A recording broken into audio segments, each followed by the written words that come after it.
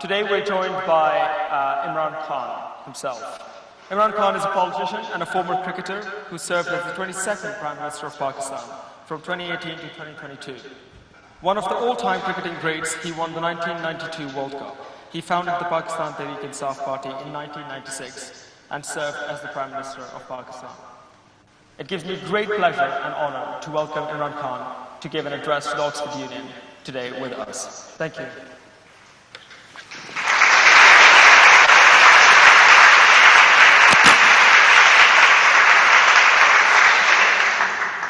Thank you very much. It's always a pleasure to address the Oxford Union. I have, I think, spoken about 3 times before. But today is a very critical time in my country's history when I'm speaking to you. So let me just first start by saying why someone who was a cricketer, who didn't really have to do anything after finishing sports, because we sportsmen, if we reach a certain level in sports and then once we give up sports, then we don't really have to do anything. All we have to do is talk about that sport for the rest of our lives and earn pretty good money by just going on television and speaking. So why did, again, someone like me who had no reason to be in politics, I mean, if someone asked me to take politics as a career, I would shoot myself, because the idea of going and asking for votes from people, someone who doesn't need to. I mean, it never has. I've never understood the idea of being a career politician. So I came into politics for one reason, because having played cricket, seen the world, and then contrasting the system in England, because I used to play professional cricket there, and then seeing Pakistan and most of the developing world, I came to this one conclusion. The reasons why nations fail is only one reason: not having rule of law. And the reasons why countries are prosperous is because they have rule of law. So I call my party Movement for Justice. And I launched this 26 years ago and started really from nothing, no political background. And for most of my first 15 years, people mostly laughed at me, because there were 2 entrenched parties. We had a 2-party system. And I came against both the parties. So, and these 2 family parties have ruled Pakistan for 30 years. And in this time, corruption has reached the highest point, whereas our economies, Pakistan's economy, which till 1990 was ahead of all the economies in the subcontinent, from 1990 onwards, when these 2 families took turns to rule Pakistan, we started going down, and we were overtaken by even Bangladesh, which was way behind us. So the reason was simple. We did not have rule of law. And that's why, again, Movement for Justice. And the whole problem, not just with Pakistan, it's with the entire developing world. We have this problem. The ruling elites in our developing world do not want to come under the rule of law. They want a separate law for themselves. So if you cannot bring the powerful under the rule of law, if the powerful are above law, that's how a country becomes eventually a banana republic. The difference, and I was looking at the rule of law index. If you look at Switzerland, Switzerland's rule of law index is 99.9%. Compare that to Nigeria, which has the greatest oil reserves in Africa. The rule of law index in Nigeria is 7%. So similarly, most of the poor countries are under 20%. And almost all the Western democracies are over 90%. So the difference is, just to why I came into politics was to bring the powerful, these 2 corrupt families, Both of them had been dismissed for corruption when I came into politics. Twice they were dismissed for corruption. So then started this struggle. It took me 22 years finally to succeed and come into government. Now, the biggest challenge I faced immediately was that all the mafias associated with these political mafias, they all resisted. They resisted our government the moment we tried to bring them, get them under law. And the more we tried, the more they ganged up. And these two main parties who had opposed each other for almost 30 years, now they ganged up and had a joint front against me. So what happens? I mean, we first, just to give you my 3.5 years in politics, I inherited a government which was bankrupt. We had the biggest current account deficit. And as a result, there was pressure on our currency because our reserves had shrunk to about 9 billion, which is 4 weeks of our imports. So from there, a bankrupt economy, we steadied the economy the first year. Second year, we were hit by COVID-19, like the whole world was. And so the 2 years, my second and third year, we were grappling with the situation of lockdown, not how to stop the spread of the virus and at the same time save your economy. And the lockdown affected the poor people the most. So we took a very unusual decision at the time. We refused to have a full lockdown. And we started having, what we call smart lockdowns to protect our poor people because there were daily wages. There were weekly people who relied on weekly wage. We had 70% of our workforce was in the informal sector. So had we locked down, we would have had starvation because we already started from a bankrupt economy. But in the end, that worked.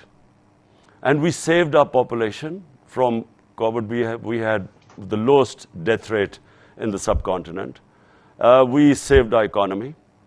And so in our third and fourth year, we grew at 5.7% and 6%, which is in 17 years the highest growth rate. And we had record exports by managing our economy in this difficult time. We managed to help the farmers. So anyway, the country was poised sort of for a higher growth rate. And this is all in the economic survey of Pakistan, which is published every year. If you have a chance, look at the figures, because the country was actually growing very quickly.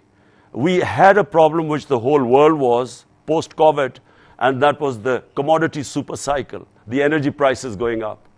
And then with Ukraine, they went up further. So grappling with this, trying to stop, imported inflation, which in UK you're facing exactly the same situation. So at that time, this conspiracy, this conspiracy took place. What was this conspiracy?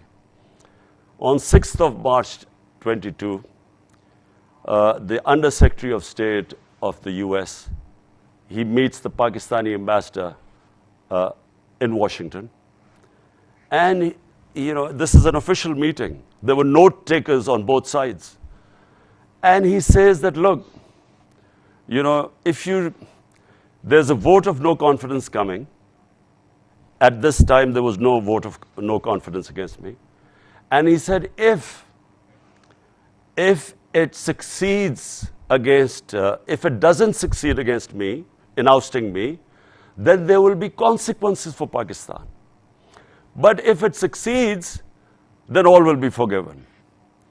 So this arrogant discourse takes place between the ambassador and this Donald Lu, who was the Under-Secretary of State in Washington. I read this cipher. Now imagine, here I read this, that he's telling my ambassador, he's telling my ambassador to get rid of me, the Prime Minister. So, I'm a bit, like anyone would be taken aback. The next day, the vote of no confidence is tabled against me.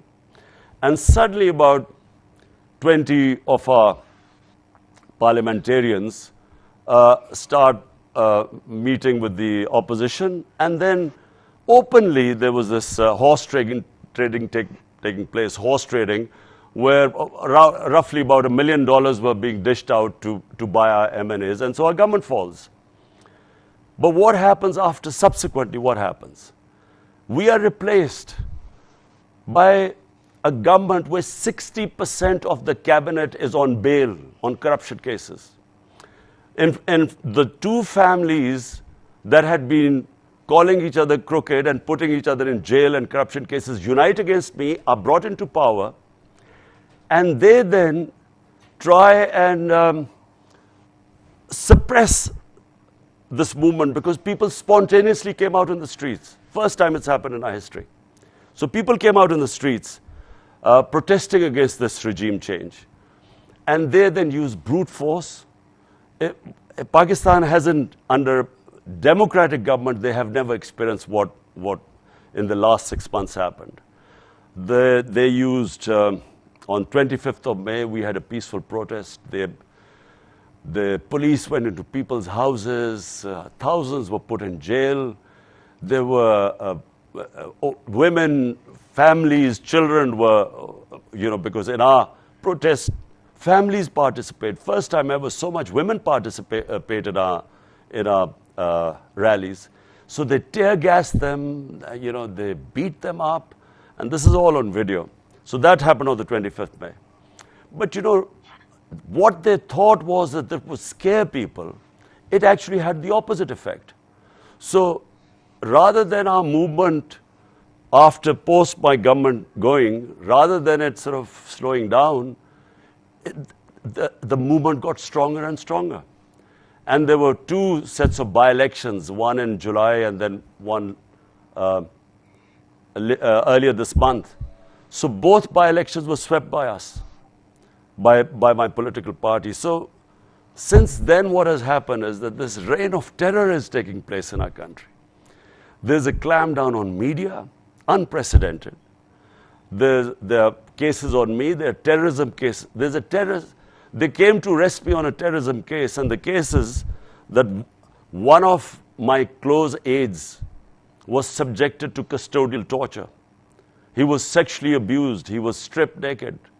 So I gave a statement in a rally. I did a protest rally against it, and I said, the judge that sent him back to remand, in other words, when he was tortured, he was presented in front of a judge. Rather than giving him a bail, the judge actually sent him back to the police station who had tortured him in the first place. So I said we would take legal action against the judge. They slapped terrorism case against me. They came to arrest me. So this sort of thing is going on in the country. Then they try to disqualify me because they realize that they can't beat us in elections anymore. So the situation right now in Pakistan is this. There's a clampdown on media. Journalists who support me, who have stood with me, are hounded. One left the country. Two were beaten up. One was put into jail. And then the most tragic thing that has happened, and of all the things it's affected, I'm still affected by it because I've announced my protest march today. Just now I've announced it, that we will be doing a huge, and inshallah, in my belief, it will be the biggest ever protest in our history. A journalist of great integrities, one of the most respected investigative journalists, Arshad Sharif.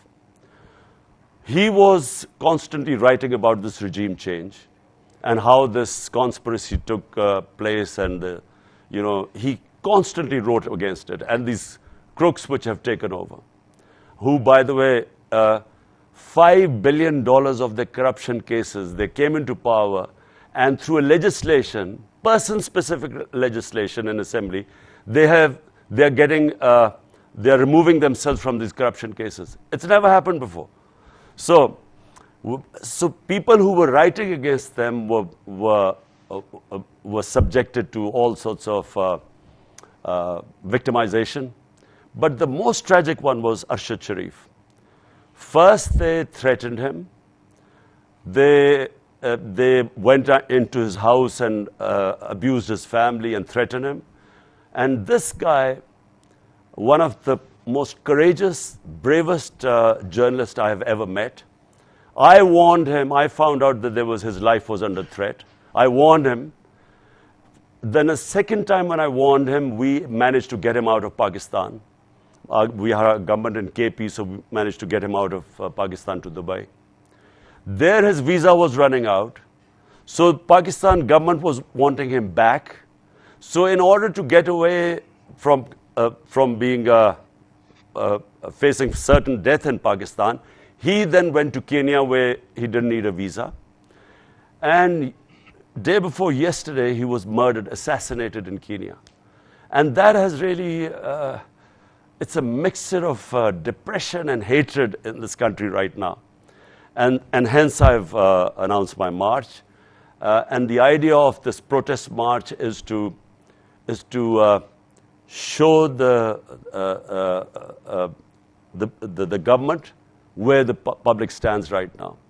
And as I say, I have been, last 6 months I've been on the road and campaigning. And I feel right now that the country is ripe for a soft revolution. I don't think that anyone who tries to get into the way of this change, there are two ways of changing. You can have a soft revolution through ballot box, or there's the other way, which causes destruction in a society. But I just believe that we are now on the brink.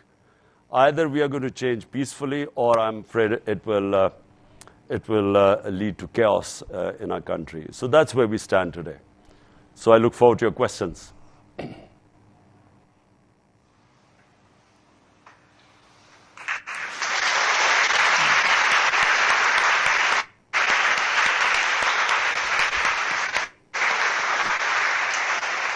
Thank you very much for that address.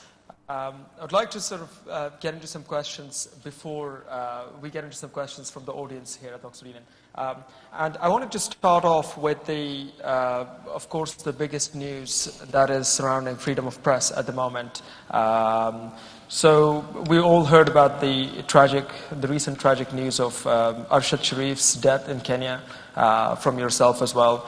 And it is a very sort of difficult thing. It brings into question the freedom of press in Pakistan in general. So freedom of press has been a big issue in Pakistan. According to Reporters Without Borders, out of 180 countries, Pakistan was placed 157th. What do you think should be done to uphold freedom of press in Pakistan and to protect freedom of press? I mean, even in addition to this, ARY, which is one of the biggest news channels in Pakistan, was closed, shut down.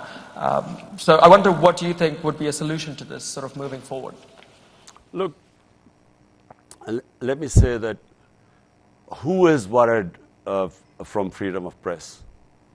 If I'm breaking the law, or if I'm a crook, I'm a head of state and I'm worried that I'm making a lot of money laundering, like most of our leaders have been buying properties abroad in Mayfair and in London and big places, laundering money from this country. So I would want to clamp down on the media. Let me just say this is the case for the entire developing world. According to the United Nations Secretary General, he set up a panel. That panel is called Fact-Eye Panel. It was to find out why is there a difference, the difference between the rich and the poor countries, why is this increasing? And it came up with startling results. Number one, they said that every year, now you will all be shocked to hear this, every year $1.7 trillion move from the developing world into the developed world, into the richer countries, offshore accounts. $1.7 trillion from poor countries or developing countries move to offshore accounts, rich countries, properties in London, New York, and big Western capitals. I mean, this is a plunder going on of the developing world at an incredible speed. If anyone who understands the history of the Indian subcontinent, you know, when the East India Company came into to India and started operating and took charge, India was about 23-24% of the world GDP. And by the time, you know, India got its independence, it was, you know, barely 3-4% of the world GDP. So the wealth was stripped off the country. It's exactly what the ruling elites of the developing world are doing right now. They're stripping off the wealth from the poor countries and taking them, as I said, into these tax havens. Now, problem is that I tried 3.5 years I was in power. I tried each time in the United Nations General Assembly. I kept saying that there has to be action taken against this illicit flow of money out of developing world, just like you do of terror financing or like drug money, which affect the Western countries. They must do something to stop this plunder of the developing world. But there is no incentive in the rich countries to do anything because they benefit from this flow of money. And it's the poor countries which, unfortunately, they do not want to do anything because, sadly, a lot of the leaders of the developing world are laundering money out of their country. So they're also not interested. So what is happening is that the poor people are getting poorer. This gap will increase and you will have this economic migrants. You know, this is just going to become an epidemic sometime ahead. You will have these people dying and crossing, you know, in these boats trying to get to the well-off countries. Something has to be done to stop this. And I'm afraid the developing world sooner or later must realize that this situation cannot go on. Yeah, no, absolutely. And I think that speaks to generally sort of a problem with sort of the like, you know, many problems within like developing countries as well. But the more particular thing that I, you know, sort of intended to touch on was the upholding the freedom of press in Pakistan in general. But one thing that I wanted to particularly mention, following up on that, on my previous question as well, was that during your tenure as the Prime Minister, Pakistan dropped 18 points in press freedom, according to Reporters Without Borders. I was just wondering, what did your government, what sort of steps did they take to uphold freedom of press in your government? And of course, now it's very bad in the state that a journalist is dead in Kenya, and a news channel is shut down. I just reiterate the question of, like, how do we get out of this situation where the press in our country is just not safe? These things that we talk about here will never be sort of brought into light. Okay, let me just explain to you the difference between what was happening during my time and what is happening now.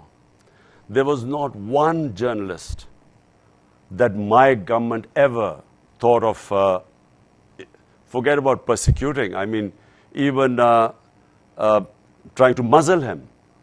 Because if I have nothing to hide, if I'm not corrupt, and if I'm not breaking the country's law, why would I be scared of freedom of press?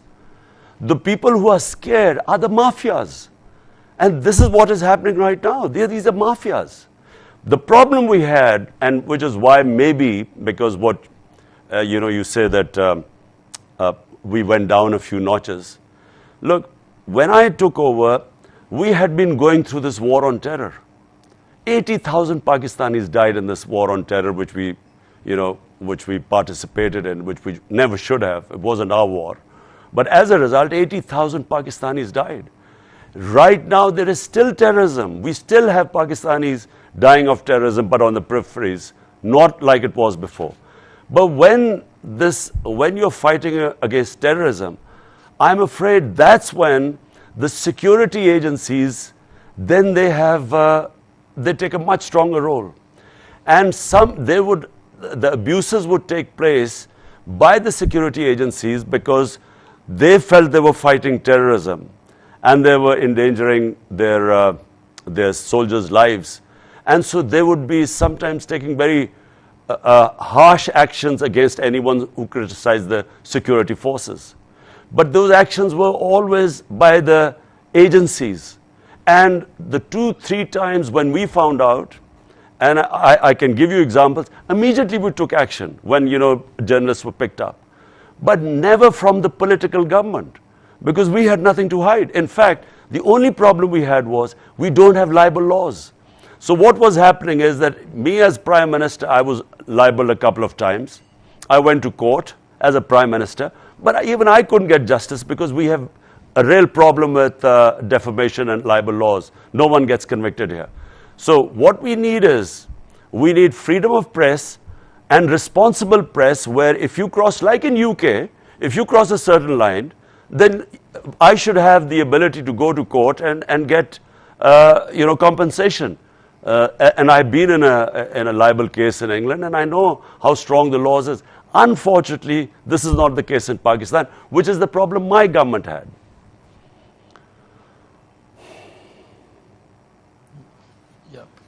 No, absolutely. That puts it into context, especially sort of the transition between governments and the freedom of. But moving on to sort of more recent event, which has been like recent news, is the recent decision by the Pakistani Electoral Commission to disqualify you from being a member of the Parliament. Where do you stand on this decision, and do you see yourself successfully running for a re-election in 2023?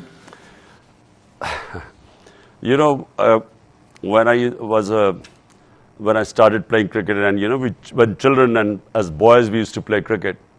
So when the other team used to be losing, a lot of the times the boys would just pick up the stumps and run away and say, we are not playing anymore. Now this is exactly what's happening right now.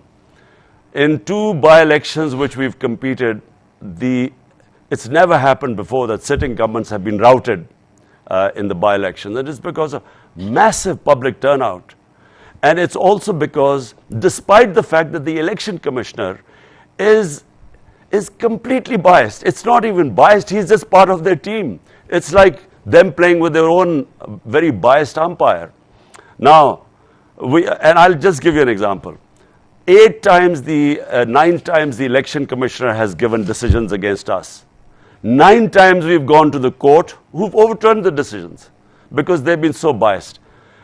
This thing of my disqualification, it is just, it is unbelievable. In fact, I'm going to do a defamation case against this election commissioner because it will never stand in a court of law. And we are waiting, we are already in court, we are waiting for the full judgment has just come. It is, I won't go into details, but it is just a joke what he's done. Not just that, there were 2 cases they are trying to disqualify me. One is a funding case, a funding of the political party. We are the only political party in Pakistan's history that does proper political fundraising. We have a 40,000 database of our donors. Other parties have nothing. And we keep telling them that, look, we are the ones who, everything is on record. They have been trying to find out something in this in our funding case for almost 6 years. So neither will I be getting disqualified in the funding case, and certainly not in this Tosha Khana case, which is too ridiculous to explain to you. But we are in court, and I'm confident that they'll be brushed aside by the court.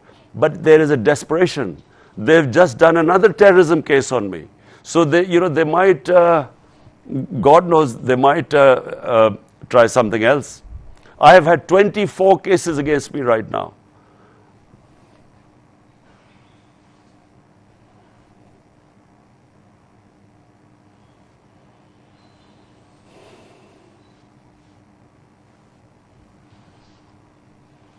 Okay, karo. Can you hear me? Yes, apologies, it's the Wi-Fi. Was I talking to myself? No, they are hearing it. No, I think we heard a bit. It was just towards the end part that you cut out.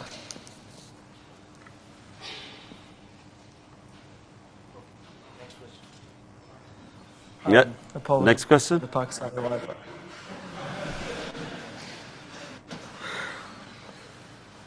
Which bit did you hear and which you didn't hear? I don't, where did I start talking to myself?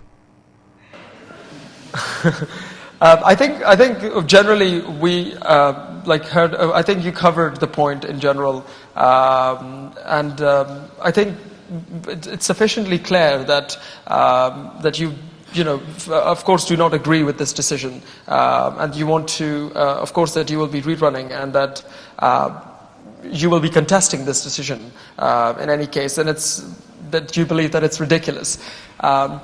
I think that's a satisfactory answer. So I think I'll move on to sort of the next question, which is slightly more of a difficult conversation, I guess, but it's a conversation that is to be had, especially in the context of Pakistan, which is to do with the military and the politics of Pakistan. Now, your government has had good relations with the military, or had good relations with the military when in power. After the no confidence vote and after a series of events, your party distanced itself from, and in some instances it was said to have spoken against the military. What is your stance on the military's involvement in the country's politics and in the country's running? So look, first of all, let me say, Pakistan became a security state when we came into existence, because there was a fear in Pakistan that we have a neighbor who's 7 times the size of our country, much more resourceful. And immediately after independence, the next year, 47 we were independent, 48 there was a conflict with India on Kashmir. So that framed the mindset of our country, because the fear that a huge neighbor can easily overwhelm us. So the military naturally in such circumstances gained more importance. And then we had martial laws. So we've had 3 martial laws where the military took over when they thought that the civilian governments weren't doing well. Now, the problem with this is that, we have never had an extended run of democracy. So that balance that should be in a society between bearing in mind we are a security state, so the balance between the military establishment and a civilian government, that balance has never really been there. So what happens is that when you have a democratic government, the responsibility lies with the democratic government to deliver. But the democratic government does not have all the power. So it does not always have all the authority. So unless authority and responsibility lie in one place, it's very difficult for any management system to work. Now, I'll give you just one example where, in fact, I had a very good relationship with the military establishment. There were no problems between us. In fact, it was a complementary relationship. But the one area where I had this problem was because I had been campaigning for 22 years when I came into power, that the powerful must be held accountable. They must be brought under the law. So action must be taken against them. So they were openly stealing money, laundering money out of country, living in these palatial palaces or huge luxury flats in London, money stolen from this country, and never giving any money trail or source of income. How did they acquire this great wealth? So we saw them. I knew these 2 families for the last 40 years, and I saw these rags to riches stories where they never had this sort of money, but suddenly they're worth billions of dollars now, lying in outside Pakistan.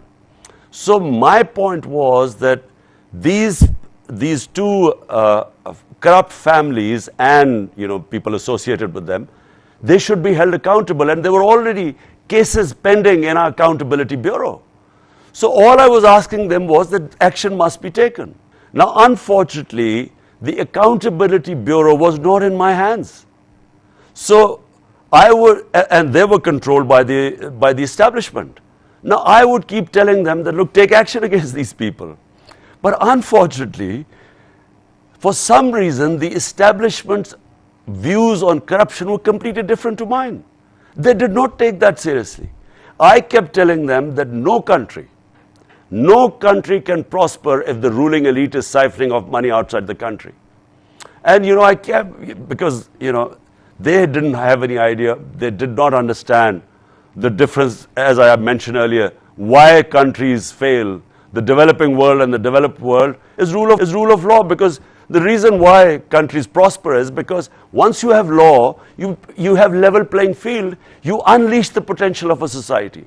But when you have all the resources are controlled by a tiny elite, the people are enslaved by that. So the societies just cannot grow. And then when you launder money outside your country, when the ruling elite launders money outside the country, it puts pressure on your currency, which devalues. When that devalues, it causes poverty because inflation, imported inflation takes place. So this is where the point of disagreement took place. I kept telling them that, look, this Bureau of Accountability is under you, take action. And they just, for them, corruption was no big deal. No, thank you for that. I will ask one last question regarding something that you mentioned and have been of course, very strong about, is mentioning the two political parties, of course, as two families. You mentioned the dynastic politics has been a huge problem in Pakistani politics. And I think people would agree that one thing that PTI is seen as different is that it offers, what it offers is hope of making it to the top of leadership without being part of a particular dynasty, for people who are competent, for people on their merits. Now, though it is true in your case personally, beyond you, it is argued that PTI is now sabotaged by dynastic families within it. Do you have a plan to end this dynastic politics within PTI, or do you think it's inevitable in the Pakistani political system? Look,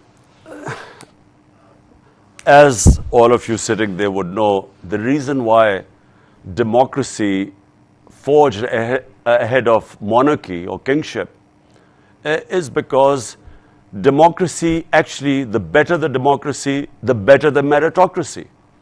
And kingship is bound to decay because, I'll give you the example of the Mughals, the great Mughals who ruled India. And India was a superpower at that time. So in 180 years, there were 6 Mughal emperors who ruled for 180 years. And when the last great Mughal died, in the next 17 years, there were 6 different Mughal emperors. Something like what is happening in Britain right now. So, problem is, when in kingship, because there's no meritocracy, it all depends that if the son or the successor of the royal blood, is he capable or not? And if he's not, the whole thing goes down, as the Mughal Empire went down. And as the Ottoman Empire started going down, because once one poor head of state comes, because there's no meritocracy.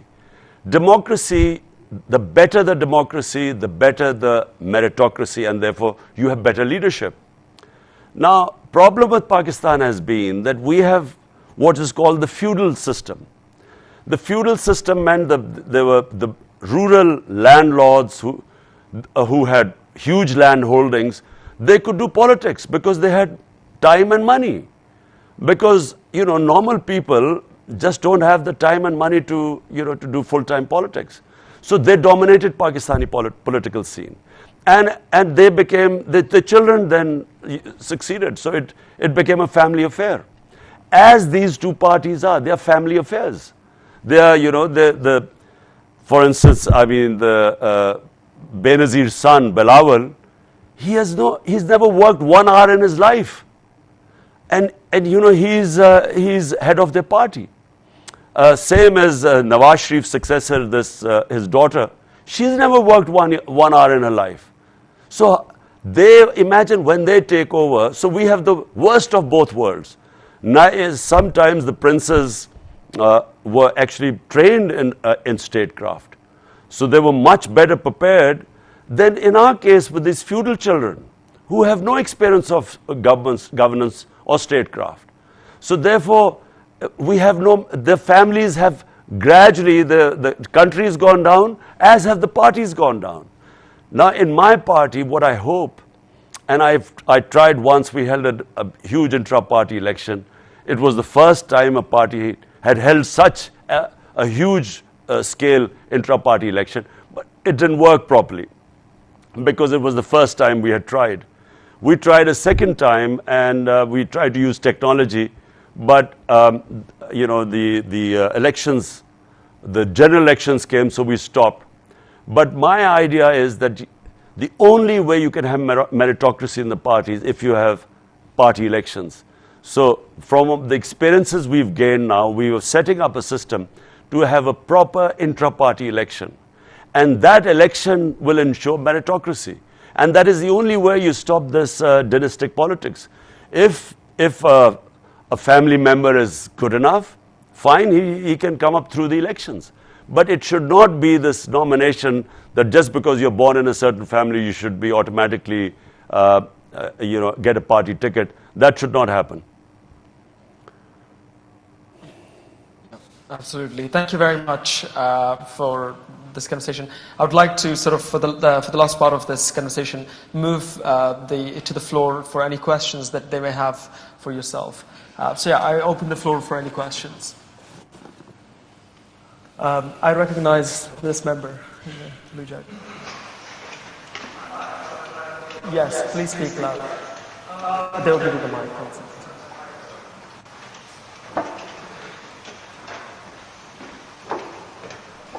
Hi, first of all, Mr. Khan, it's a pleasure to speak to you. Secondly, in your speech, you put an increased emphasis on the impact of the US in, the downfall of the PTI.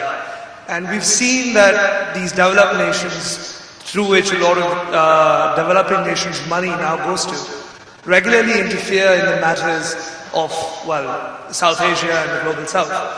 To what extent do you think that the problems that South Asia faces today are not a product of its people, but of people of a faraway land that steal from us? Look,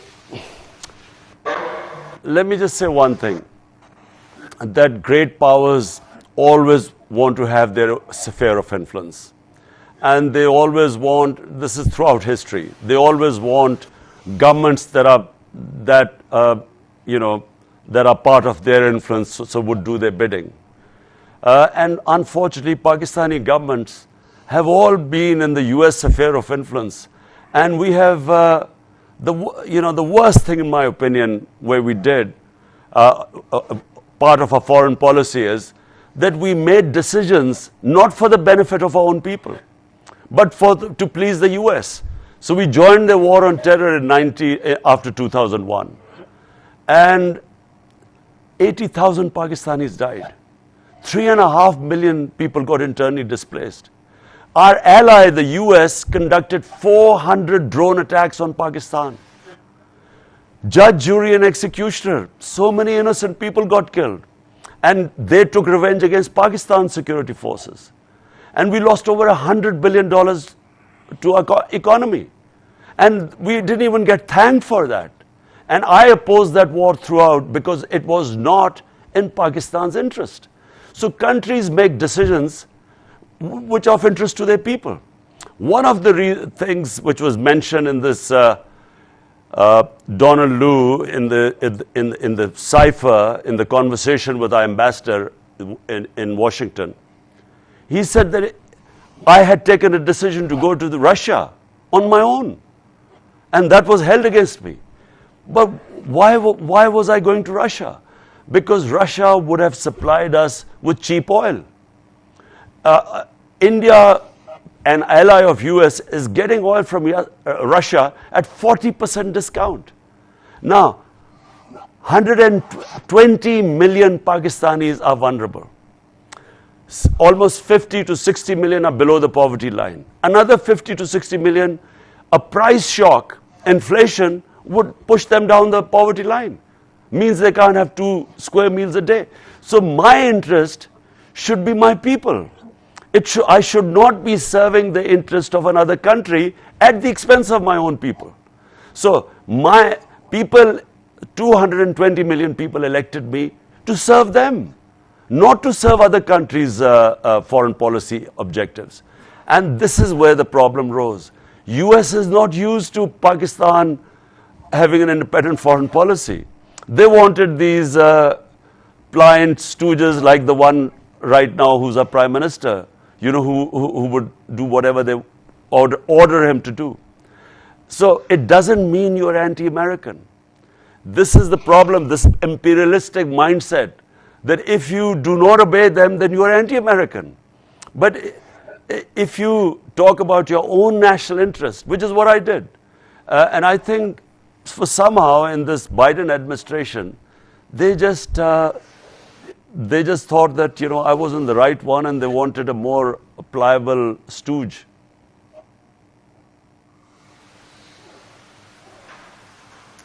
Yeah. No, thank you very much. I now look for another member to ask a question.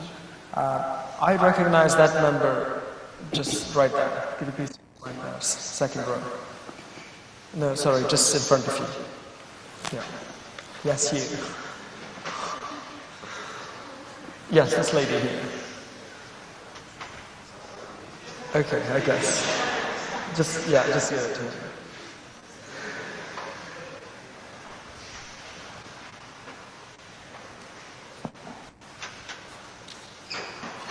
Hi, so let us assume that and hopefully you do get back in power.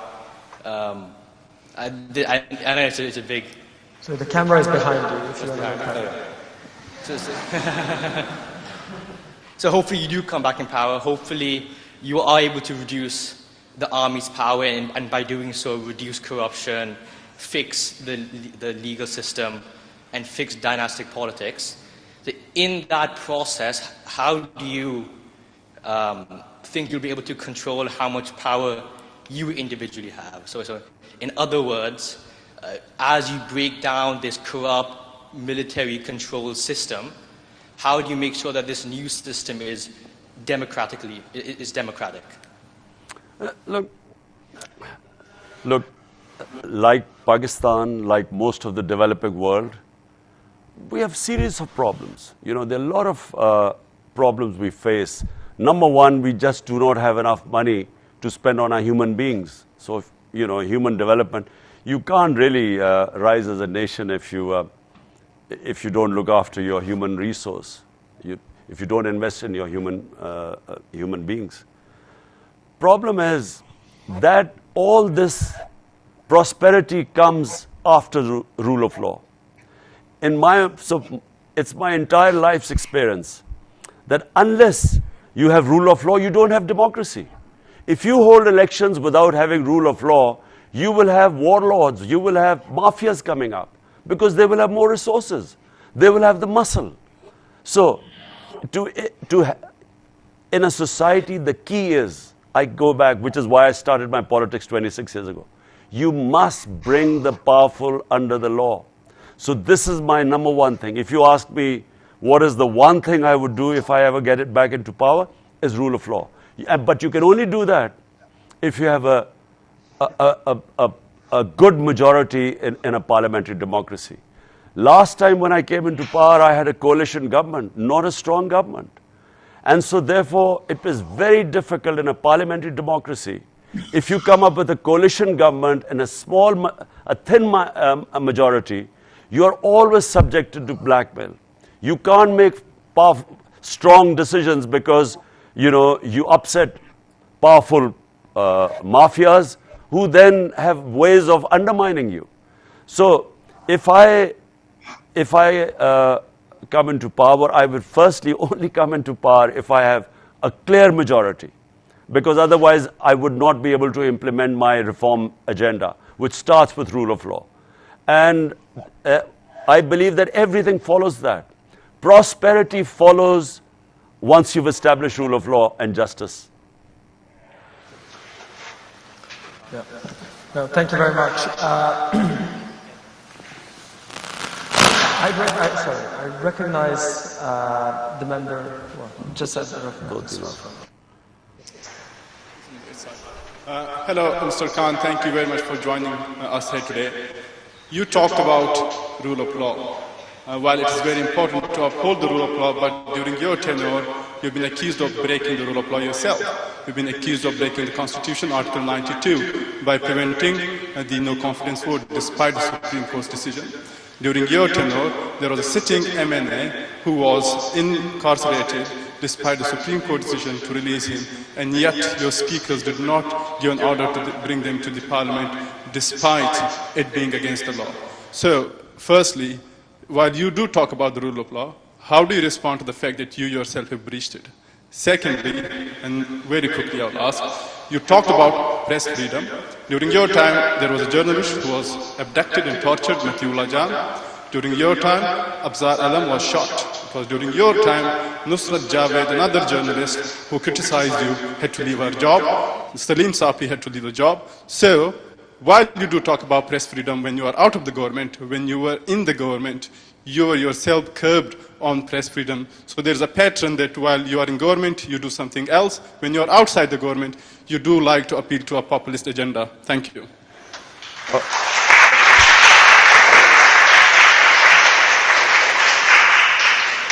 So can you, let's start first by Matiullah Jan.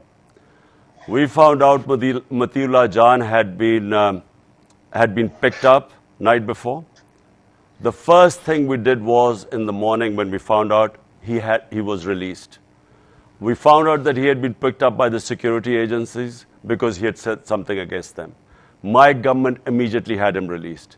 The other guy who was shot had actually nothing to do with freedom of media. It was a personal dispute which we investigated and found out. There was no journalist that where my government clamped down upon. There was not one journalist. These incidents, there was maybe one other incident that had to do with the security forces. And let me explain. Why were the security forces used to this? Because while we were in the war on terror, there were a lot of instances where the security forces would act in the name of fighting terror. And this was not just in the case in Pakistan. If you look at the US with Guantanamo Bay, fighting terrorism, always they used to take more liberties. So remember, my government had nothing to hide. So there was nothing. And now you talk about an MNA. Which MNA are you talking about? No MNA had anything to do with where our government had him incarcerated. And what law are you talking about which I had broken? When my government, when it came to this no confidence motion, we just announced elections. We had this option. It was in the Constitution. It went into the Supreme Court. We had a right. It wasn't against the law.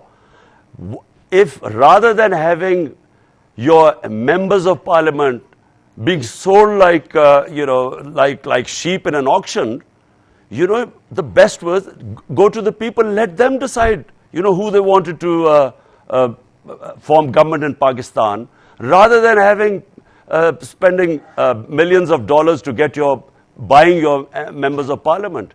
So what was wrong with asking for elections? That wasn't breaking any law. Well, thank you very much. We'll have one or two more questions because we're arriving to the end of the event. Could you please give a chance to the person in the second row there, up at the front? Asslam-O-Alaikum, Imran Khan. My name is Khan, and my question to you is, Pakistan, like PTI is not the first political struggle or movement, that Pakistan has seen after its creation. There has been a lot of parties, a lot of leaders, just like Fatma Jinnah and Zulfikar Ali Bhutto. And what we saw was like their parties and their struggle died down after they passed away.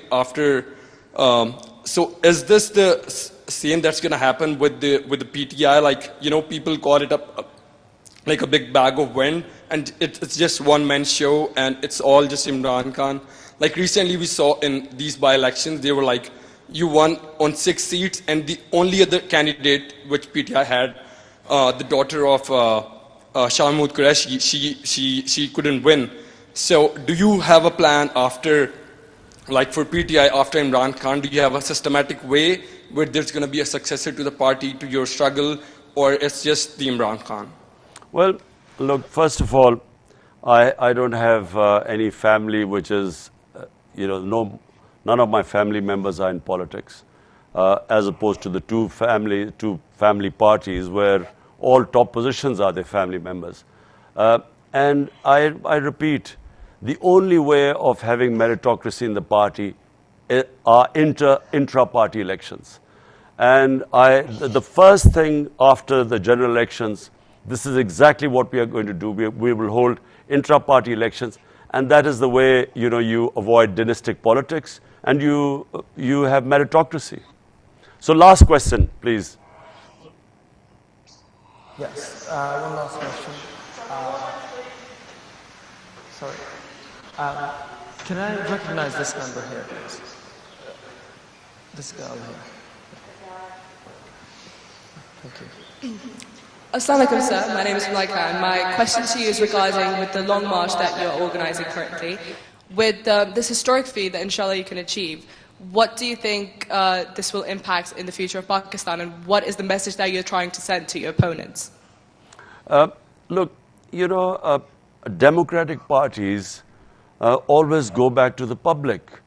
So either they want elections to show that they have majority support, which is what democracy is, or if you want to protest, you go to public. So this will be a big protest. It will be peaceful within our constitutional rights.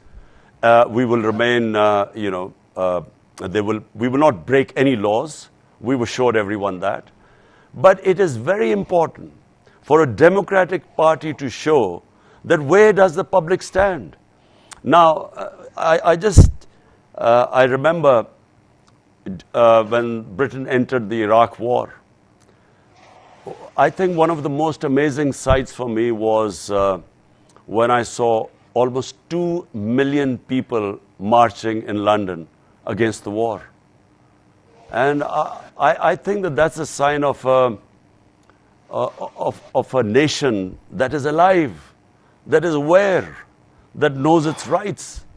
So this is what I'm trying to do in Pakistan. Make people realize that, no one should impose governments on us. We as the people, it's our right.